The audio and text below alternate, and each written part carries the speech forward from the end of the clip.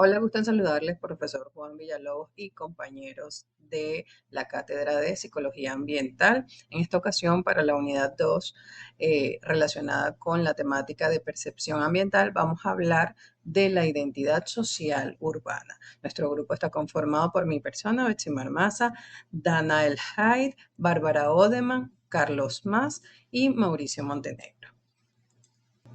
Para comenzar a hablar de identidad social urbana, vamos a abordar un constructo psicológico bastante estudiado que es la identidad.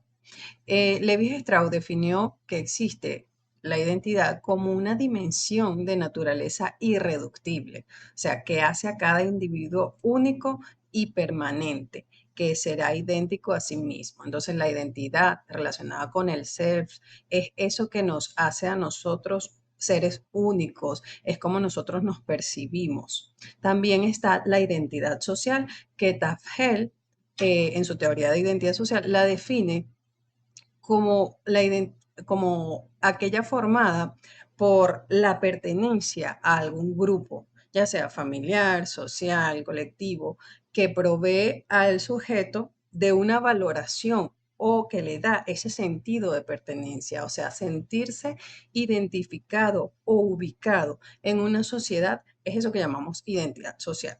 Entonces, los procesos que configuran la identidad social parten de lo que es el entorno físico donde nosotros nos ubicamos y nos desarrollamos. El sentido de pertenencia normalmente determina las categorías sociales y también determina los entornos urbanos significativos para el grupo.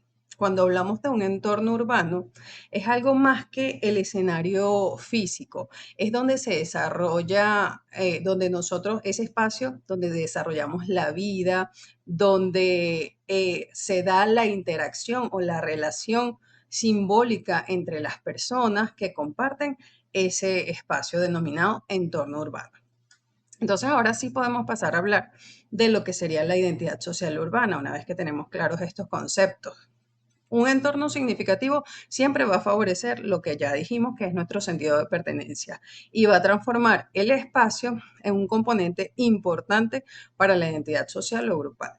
¿Qué nos va a permitir esto? Pensar o definir si el espacio es mío, si el espacio es nuestro, si el espacio es de todo. Y vamos a establecer relaciones también con nuestro espacio personal y los procesos de apropiación de ese espacio. Entonces, al hablar de identidad social urbana, un elemento fundamental va a ser la apropiación del espacio como parte de esas personas que se emplazan en él.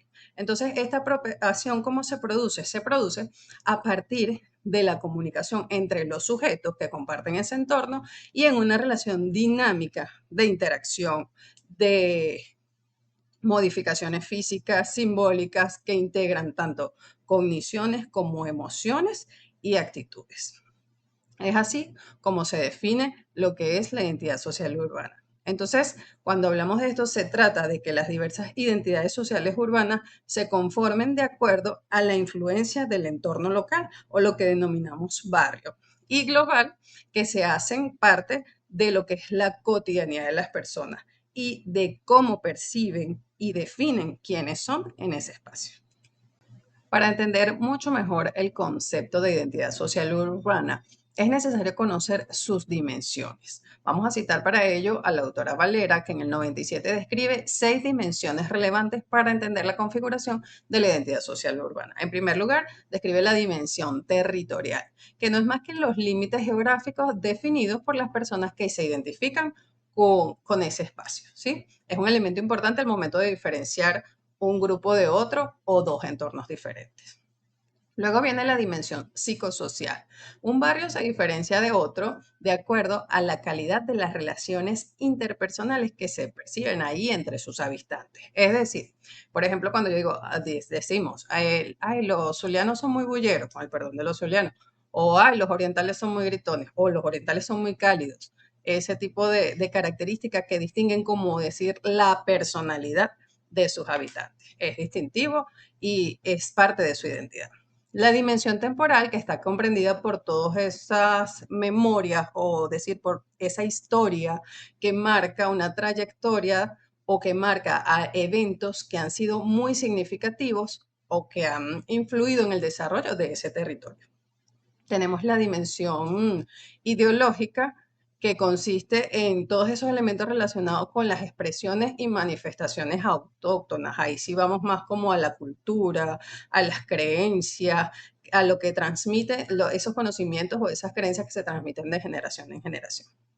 Tenemos la dimensión conductual, que se expresa por aquellas prácticas sociales características del lugar, por ejemplo, definiendo también espacios y procesos de acción y transformación de los habitantes con su grupo. Y por último, tenemos la dimensión social. Pues estos significados sociales de un espacio son establecidos por la composición, la estructura y las dinámicas sociales del grupo arraigado en ese entorno. Muchísimas gracias. Buenas, mi nombre es Dana Jai, mi número de expediente HPS 253-0017-5B. Bueno, para dar inicio a mi punto, tengo los autores Taspel y Turner, 1969. Ellos propusieron lo que sería la teoría de la identidad social. Esta teoría nos habla de una parte esencial del autoconcepto, es decir, significa que las personas no se van a definir únicamente por características individuales, sino que tenemos un sentido de pertenencia a un grupo social. En otras palabras, no somos individuos aislados, sino que somos miembros de categorías, ya sea categorías como barrio, ciudad, comunidad, profesión o un grupo cultural o una raza.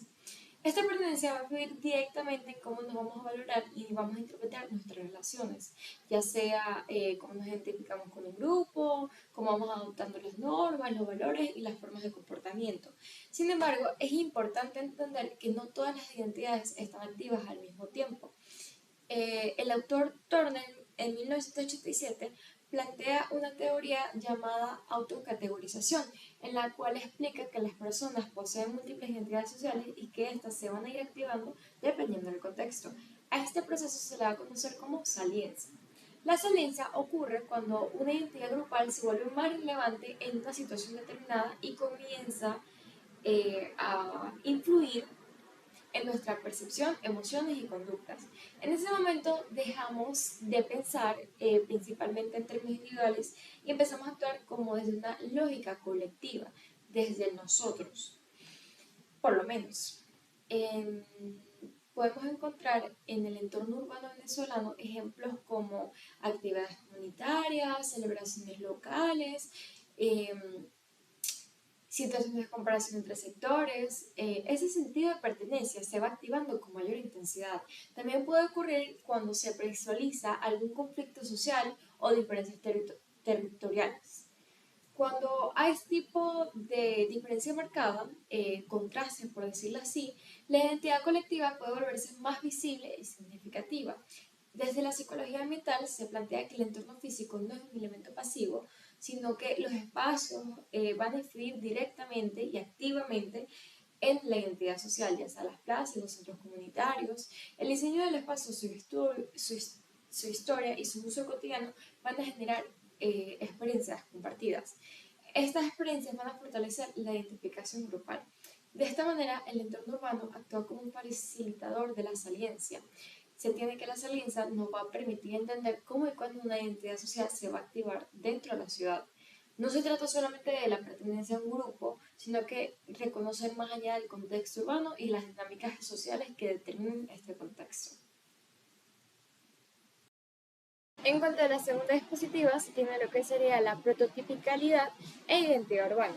Según los autores Taspel y Turner, en 1979, se tiene que dentro de la teoría de la identidad social se refiere a un grupo de características que van a definir a un miembro típico de un grupo, es decir, el conjunto de atributos, valores y comportamientos que se va a considerar característico de ese colectivo. Entonces se tiene que esto es como unos prototipos que no van a surgir de una manera individual, sino a raíz de una construcción social, a través de lo que involucra interacción, comparación y experiencias compartidas. En cuanto al contexto urbano, se tiene que estos prototipos se van a encargar de formar una dinámica social, histórica y cultural. En las ciudades se van a desarrollar lo que se vendría conociendo como unas representaciones de cómo los habitantes en determinados sectores bueno, ya sea en términos de estilo de vida, lenguaje, costumbres o niveles socioeconómicos, se van a influir en una estigma, en la autoimagen, en la percepción general. Entonces aquí puede fortalecerse su sentido de pertenencia, como también se puede limitar su identidad a ciertos rasgos esperados de su entorno. Desde el punto de vista de la psicología ambiental, se tienen los autores Valera y Paul, quienes en 1994 plantearon que la identidad urbana se va a construir a raíz de interacciones constantes entre persona, grupo y características físicas del espacio. Esto va a implicar arquitectura, distribución espacial y los espacios públicos. Más allá también va a tocar un poquito lo que tendría que ser la historia del lugar. Esta influencia se va a ver más que todo en la construcción de significados colectivos. Un barrio con fuerte tradición histórica, por ejemplo, puede consolidar un prototipo de identidad basado en la memoria, en la resistencia o el orgullo comunitario. Si nos adentramos un poquito en lo que sería el contexto venezolano, las diferencias van a contribuir o han contribuido una formación de identidades dependiendo de las áreas urbanas marcadas. Los contrastes de estos sectores pueden fortalecer la cohesión interna del grupo y refuerzan asimismo el lado social y exclusión simbólica, donde ciertos sectores son definidos por características generalizadas que no siempre representan la diversidad real del lugar. Asimismo, Maritza Montero en 2004 planteó que la identidad colectiva se va a fortalecer a través de una participación activa y una experiencia compartida. Cuando las personas se involucran en actividades ya sean vecinales, sociales, no solamente se va a reforzar su sentido de pertenencia al grupo, sino que también va a redefinir y transformar sus prototipos externos. Para finalizar, se tiene que la prototipicalidad explica una construcción en cuanto a los modelos representativos dentro de los grupos urbanos, mientras que la interacción entre entorno físico y dinámica moldea y refuerza estos modelos. Gracias por su atención. Buen día, espero que se encuentre muy bien. Mi nombre es Bárbara Dremán y a continuación expondré mi punto de esta exposición, empezando por decir que cuando hablamos de identidad social urbana, desde la psicología ambiental, no nos referimos solo a dónde vivimos, sino a cómo todo el entorno físico y social que nos rodea influye en quienes somos. La ciudad no se considera un escenario pasivo, es un espacio cargado de significados, prácticas, normas y símbolos que moldean nuestra identidad colectiva. En este sentido, voy a desarrollar 3 elementos fundamentales: la cultura urbana, las normas sociales y los símbolos urbanos como constructores de sentido de pertenencia. La cultura urbana está compuesta por prácticas cotidianas, lenguaje, expresiones artísticas, valores y hasta formas de interacción propias de un contexto urbano específico. Cada ciudad desarrolla dinámicas particulares, diferentes maneras de hablar, de ocupar el espacio público, de celebrar, de protestar y hasta de relacionarse en una tarde de diligencias, cuando te encuentras a alguien en la calle. Todas estas prácticas compartidas generan identificación entre sus habitantes. La psicología ambiental entiende que el entorno físico facilita y moldea todas estas expresiones culturales. Por ejemplo, una ciudad con amplias plazas fomenta encuentros mucho más colectivos, mientras que una ciudad fragmentada espacialmente puede promover interacciones mucho más cerradas o segmentadas. La cultura urbana, por tanto, no es solo costumbre, es una estructura simbólica que organiza cómo se percibe el espacio y cómo se construye la identidad grupal. En otro orden de ideas, voy a hablar de las normas sociales, que son reglas, muchas veces implícitas, que regulan la conducta dentro del entorno urbano. Existen normas formales, como las leyes o los reglamentos municipales, pero también normas informales, como aquellas que nos dicen cómo debemos comportarnos en el transporte público, cómo respetar turnos, no colearse al momento de pagar algo, el verdadero y correcto uso de una plaza. Todas estas normas organizan la convivencia y reducen la incertidumbre en contextos donde conviven miles o millones de personas. Sin embargo, también pueden generar exclusión. Cuando alguien no cumple con las normas culturales dominantes, ya sea por su forma de vestir, de hablar o de comportarse, puede ser etiquetado o marginado. Es por eso que las normas no solo regulan la conducta, también delimitan la pertinencia social, porque determinan quién es considerado parte del grupo y quién no. Ahora, Hablando de los símbolos urbanos, puedo decir que estos son elementos materiales o visuales que condensan significados colectivos. Pueden ser monumentos, plazas, murales, esculturas o hasta grafitis. Todos ellos representan acontecimientos históricos, luchas sociales, valores compartidos o hasta un mensaje que se desea hacer llegar a la nueva generación. Desde la psicología ambiental, todos estos símbolos funcionan como anclajes identitarios. Permiten que los individuos conecten emocionalmente con el espacio y con la historia del grupo.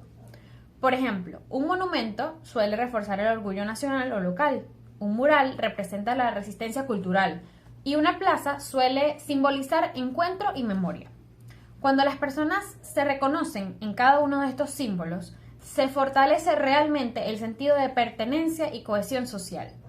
En conclusión, la identidad social urbana no se construye únicamente a través de la interacción entre individuos, sino también mediante la cultura compartida, las normas que regulan la convivencia en los espacios públicos y los símbolos que dotan de significado y verdadero mensaje al espacio. La ciudad moldea nuestras prácticas, nuestras relaciones y nuestra percepción de pertenencia al espacio. Para la psicología ambiental, el entorno urbano no solo influye en el comportamiento, sino que participa activamente en la construcción del yo colectivo. Muchas gracias por su atención. Cuando hablamos de arquitectura y comportamiento, podemos decir que en la psicología ambiental, la arquitectura es la que se estudia bajo la premisa de que todo diseño de cualquier espacio físico va a determinar, a facilitar o a inhibir cualquier patrón de comportamiento específico y que alimenta la identidad de quienes habitan en un lugar o utilizan, residen, se reúnen en algún espacio físico. Roger Barker en el año 1968 introdujo el concepto de los escenarios de conducta o entornos de comportamiento y utiliza esta perspectiva de que la arquitectura urbana no son muros, sino que son como un sistema que nos impone las normas conductuales. Es por eso que podemos decir que la identidad urbana es la que se fortalece cuando la arquitectura permite que ese comportamiento sea previsible, sea fluido, permita que se desarrolle el ser humano. La teoría de la restauración de la atención que formuló Kaplan y Kaplan en el año 1989 dice que los entornos urbanos son como aquellos elementos naturales o elementos biofólicos, son aquellos que reducen la fatiga y el estrés, y que el diseño que carece de estos elementos contribuye a lo que se pudiera definir como la actitud blasé, que es un desapego emocional, como una defensa a la sobrecarga que se genera por todo lo que tiene que ver con lo urbano. Es por eso que podemos decir que, como ejemplo, en aquellos lugares donde existen viviendas amplias, con grandes ventanas y ventanales y a calles amplias, bueno, ahí se genera un sentido de propiedad, de responsabilidad, de seguridad. Y que en aquellos espacios donde el desarrollo urbanístico se genera de forma impredecible, con diferentes viviendas, diferentes tamaños y diferentes proporciones, además de los materiales que inciden en cómo se tienen estas terminaciones, esas viviendas, esos entornos o plazas también con luces, sin luces, entonces generan aquella forma de mayor inseguridad. Para hablar de geografía social y segregación, primero analizamos qué es la geografía social. Esta analiza cómo la estructura de la ciudad refleja todas aquellas divisiones del ser humano, como clase, la etnia, la capacidad de poder, resolución, y esta cómo impacta en la identidad social urbana. Podemos decir que analiza el entorno físico y lo moldea como un espacio para las relaciones sociales. La identidad también está incluida allí y el bienestar de todas aquellas personas.